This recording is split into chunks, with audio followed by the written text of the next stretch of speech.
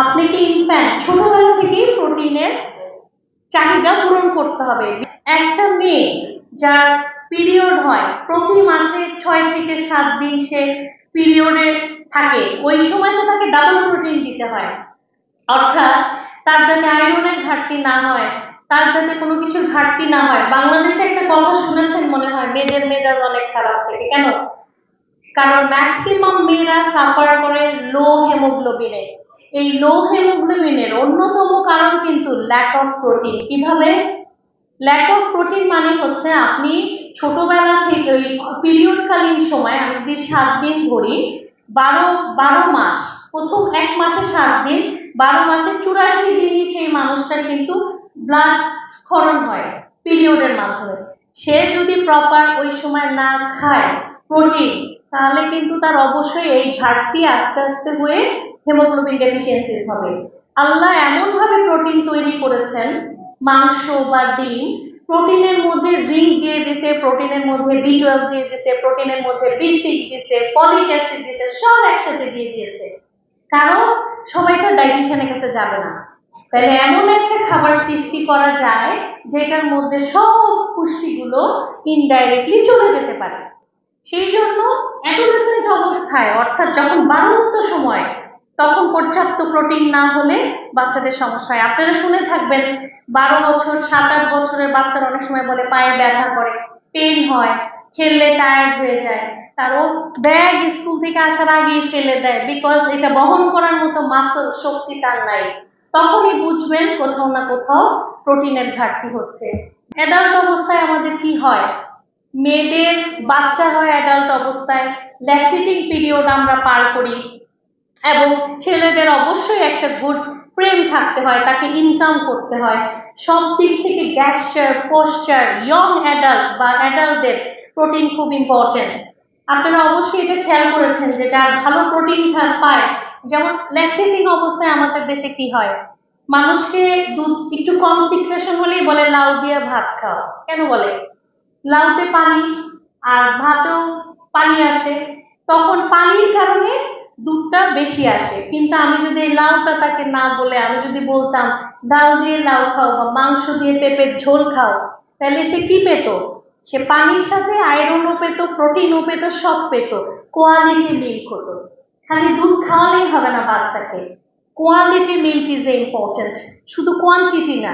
বয়স হইলে আপনি অসুস্থ হতে পারেন, বয়স হলে আপনার অনেক রকম সমস্যা হতে পারে, কোলেস্ট্রল বেড়ে যেতে পারে, প্রেশার বাড়তি থাকতে পারে, কিডনির সমস্যা হয়ে গেলে তখন রেস্ট্রিকশন চলে আসতে পারে। কিন্তু আপনি একটা হেলদি কিডনি রাখতে হলে, হার্ট ডিজিজ প্রিভেন্ট করতে হলে অনেক প্রথম থেকেই গুড অ্যামাউন্ট অফ প্রোটিন খেয়ে প্রিভেনশন করতে হয়। রোগ হওয়ার পর তো বাধা আসবেই। এখন একজন 60 বছরের মানুষ যার হাই কোলেস্ট্রল, তাকে ডাক্তার মানা করলো আপনি ডিম খেয়েন না, সেই ইনফরমেশনটা সবাই কেমন ভাবে দিল, ভাই ডিম খেয়েন না, ডিম খেলে কোলেস্ট্রল বাড়ে। তার পরামর্শ সে আরেকজনকে এভাবে স্প্রেড করে দিল। This is the lack of interpretation. অর্থাৎ আমি কাকে কি বলছি, এবং 10 জনের মধ্যে 5 জন এটাকে গ্র্যাব করে নেয়, না ভাই অমুকের কোলেস্ট্রল হাই, ডাক্তার ডিম খেতে না করছে, আমি ডিম খাবো না। করলো কিন্তু একজনকে, আর সে বলল সবাই। বাচ্চাদের অনেক সময় অসুখ বিসুখ হয় না?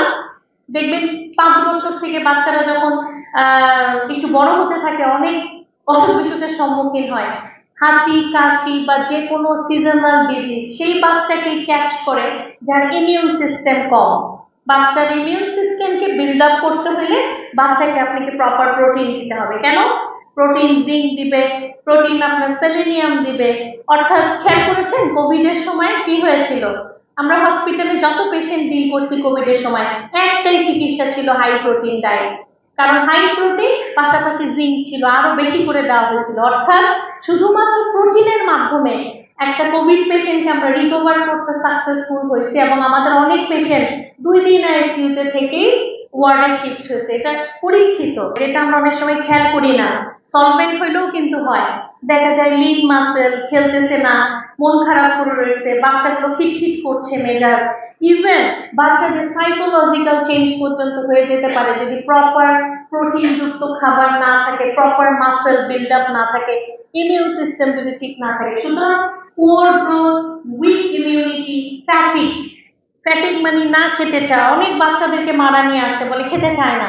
এই খেতে না চাওয়ার পিছনেরও কিন্তু আর একটা গল্প হচ্ছে, তাকে ঠিক মতো খাওয়ানো হয় নাই, যার ফলে তার ক্রেভিং কম এবং লার্নিং ডিফিকাল্টিস। অনেক বাচ্চারা দেখবেন সকালে না খেয়ে স্কুলে চলে যায়, ডাউন থাকে, ধরতে পারে না পড়া, 12টার পর বলে মাথা ব্যথা, পেট ব্যথা, এবং এরা স্কুলে না খেয়ে যাওয়ার ফলেই এদের এই ধরনের প্রবলেম গুলো হয়। তখন আমরা কি করি, বাচ্চাকে কোচিং এ দেই, মনে করি বেশি বেশি কোচিং করাইলো লার্নেড হবে। নো, যদি বাচ্চা দেখেন ভালো আইকিউ নাই, পড়াশোনায় ভালো রেসপন্স করছে না, ফার্স্টে নিউট্রিশনকে দেখেন, তারপর কোচিং।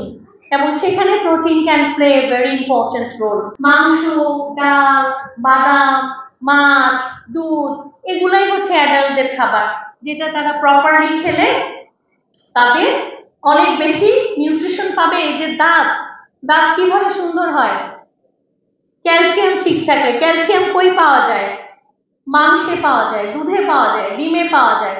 আমরা অনেক সময় দেখবেন এটা কেয়ার করি না। বাচ্চার বোনস লম্বা হওয়া, বাচ্চার হেয়ার, আমাদের প্রতিটা চুল কিন্তু একটা করে প্রোটিন।